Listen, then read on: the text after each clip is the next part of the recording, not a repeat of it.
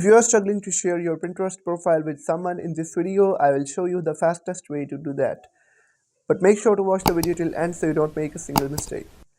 Guys, to share your Pinterest profile with someone, you'll have to head over to the Pinterest app. And once you're on this page, you'll have to tap on your profile picture on the bottom right corner.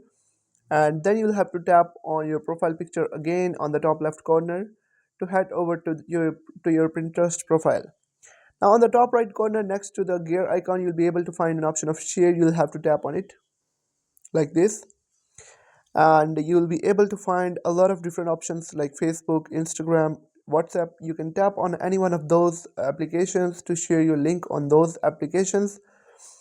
But the but I will recommend you to simply copy the link by tapping on copy link.